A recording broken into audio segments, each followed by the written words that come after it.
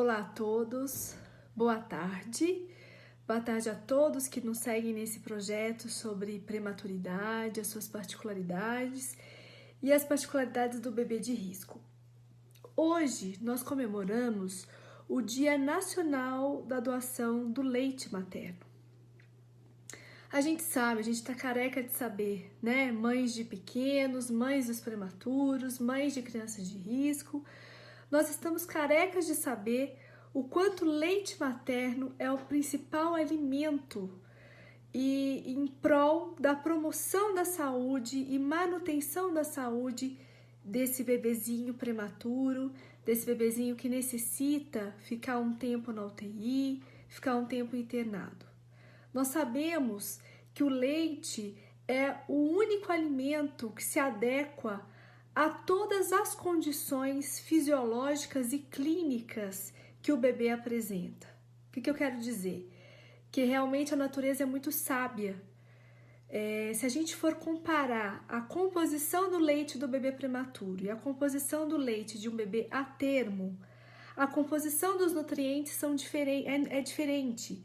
Então a gente tem o leite para o prematuro, ele tem mais proteína, ele tem mais gordura, por exemplo, ele tem um teor de lactose inferior ao do bebê a termo, ou seja, o leite é o único alimento que se adequa à condição intestinal, nutricional, de necessidades de quais vitaminas, de quais nutrientes, se é mais gordura, se é menos, se é mais proteína, se é menos. É o único alimento que se adequa à condição clínica e fisiológica do bebê. Portanto, ele é tão sagrado, né? A gente diz que uma gotinha de leite, ela é sagrada e ela tem um valor único, porque uma única gotinha de leite pode salvar vidas. Se a gente pensar que uma gotinha de colostro, aquela fase inicial da produção da mulher, aquela substância amarelada, que não é em grandes quantidades, é em pequena quantidade, ela é considerada a primeira vacina do bebê, porque ela é lotada de células de defesa, que nós chamamos de anticorpos, que recebe do corpo da mãe. Olha como é mágico. Então a mãe tem contato com esse mundo que é cheio de vírus, né, que é cheio de questões, principalmente os vírus, ainda mais nessa época, né? Nós estamos falando de Covid, nós estamos falando de um monte de vírus respiratório. Essa mãe, ela entra em contato com esses vírus, né? Já entrou em contato, já tem marca no organismo, e ela passa essa marca de produção de células de defesa, por exemplo, para o seu filho. Então, o leite, ele é carregado de células de defesa, protegendo a saúde desse bebê. Né? Esse bebê que tem uma fragilidade no sistema imunológico, um sistema imune com outras características, e ainda mais por isso que necessita tanto deste leite, né? Para promover a sua saúde. E além de ser o leite, além de ser conter tantos outros fatores protetivos, como contra a enterocolite necrosante, contra a retinopatia da prematuridade, contra os atrasos do desenvolvimento e evitar situações como diarreia, infecções.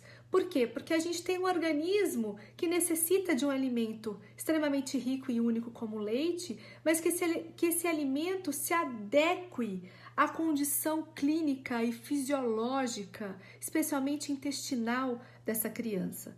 Então, portanto, se você hoje, mãe, está amamentando seu filho e tem condições de fazer a doação do leite, por favor, entre nessa campanha, porque nós estamos falando de um movimento que é muito mais amplo, que é do aleitamento materno. Aleitamento materno é quando o bebê recebe o leite materno. Não necessariamente da sua mãe ou do peito da sua mãe, porque isso é amamentação. A amamentação, a gente depende de uma interação desse bebê sugando esse seio da mãe, abocanhando esse seio da mãe, sugando o leite por ele mesmo nessa relação íntima e tão preciosa que é provinda da amamentação.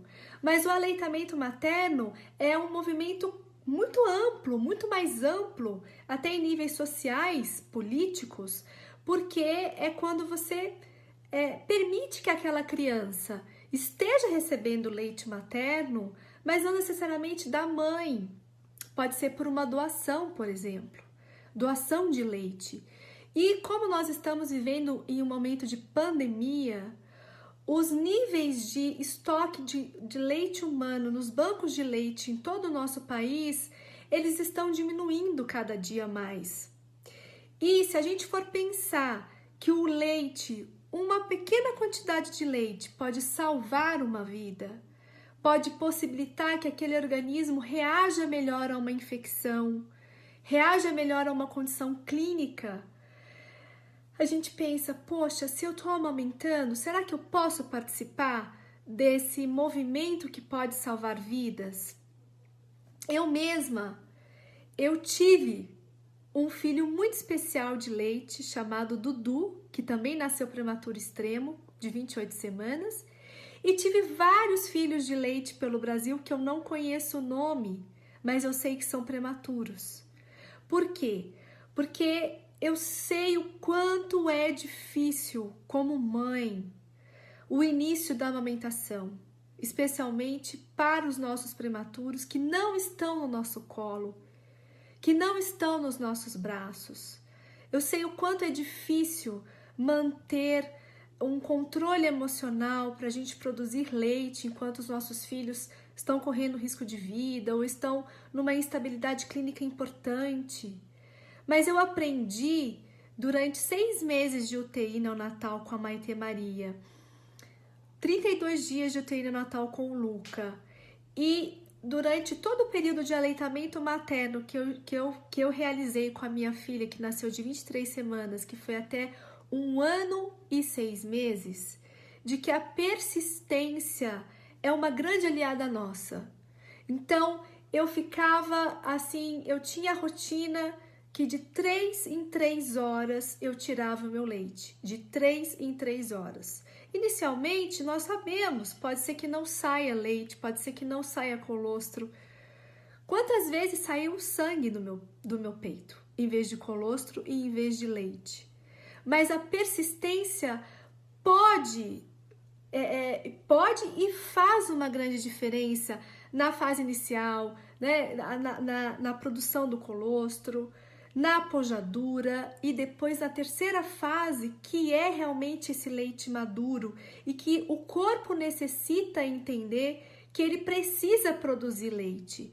E se a gente não tem o nosso bebê no nosso colo e para ir no nosso peito e sugar diretamente, ele só vai entender isso se a gente tirar o nosso leite com uma frequência. Ele vai entender, poxa, tem que produzir leite, tem que continuar produzindo leite. Tem que continuar produzindo leite.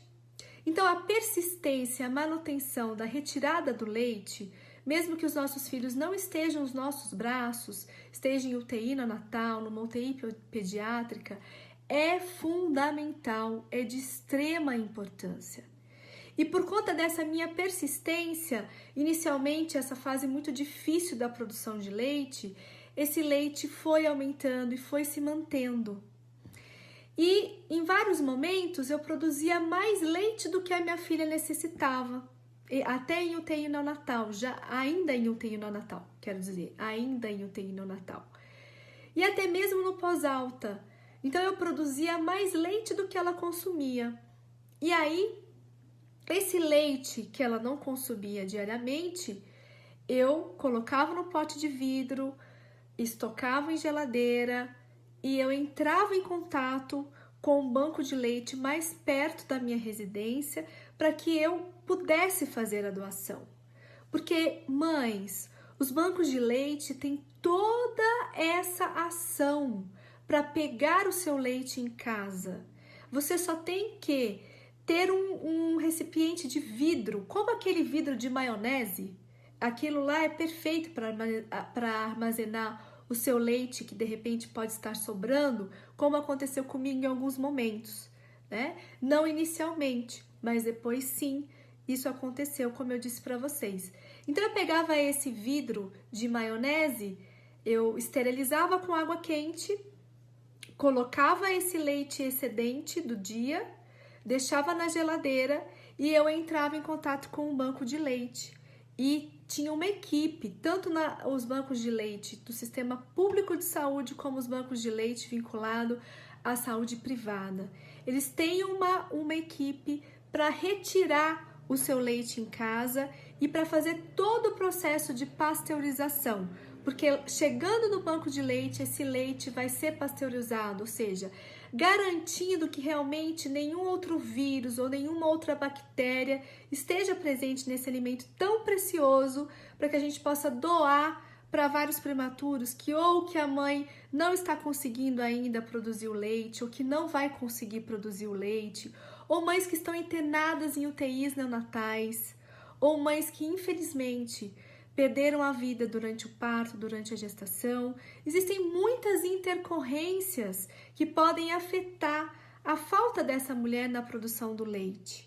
Não é só falta da persistência, não é só isso. Existem várias outras situações em que a mãe não está presente e que o bebezinho, especialmente o prematuro, por ter uma imaturidade global, não vai lidar muito bem com a fórmula. A gente sabe disso. E aí, quando ele recebe esse leite em doação, tudo pode melhorar. A maturidade do intestino é outra, a condição desse intestino é outra. É um bebezinho especial e que necessita desse alimento tão especial quanto o leite materno. Então hoje, mães que estão amamentando, verifiquem a possibilidade de vocês fazerem parte desse movimento da doação do leite materno. Porque um leite materno salva vidas, salva a vida de nossos prematuros. Cada gota vale ouro e você pode contribuir com isso.